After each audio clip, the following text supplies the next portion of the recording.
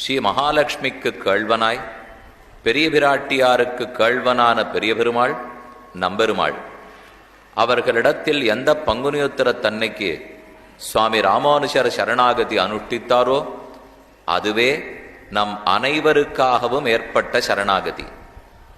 எனக்கு மட்டும் கொடுத்தது போதாது, நம் சம்பந்திகளுக்கும் கொடுக்க வேணும் என்று ராமானுஜர் பிரார்த்தித்தார்.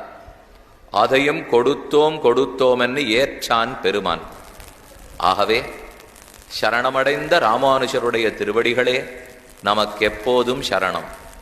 அடியேன் ராமானுஜதாசன் என்னும் எம்பெருமானார் திருவடிகளே சரணம் என்னும் உய்ய ஒரே வழி உடையவர் திருவடி என்னும் வாழ்ந்திருப்பவர்கள்தான் அரங்கத்து திருமுத்தத்து அடியார்கள்.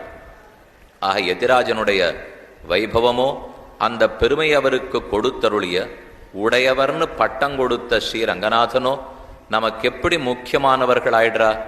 திருவரங்கநாதன் முக்கியமென்னால் அதுக்கு எத்தனையோ பெருமகள் இருக்கலாம். ஆனால் நமக்கு ரொம்ப முக்கியமானது எதுனால் அவர் தான் ராமானுஜரிடத்துல பொறுப்பு கொடுத்துள்ளார். ராமானுஜர் திருவடிகளை பற்றினோமென்னால் தன்னடையே பெருமானுடைய திருவடிகள் நமக்கு கிடைக்கும். இதுதான் நாம ஞாபகம் வச்சுக்க வேண்டிய மிக முக்கியமான பெருமை.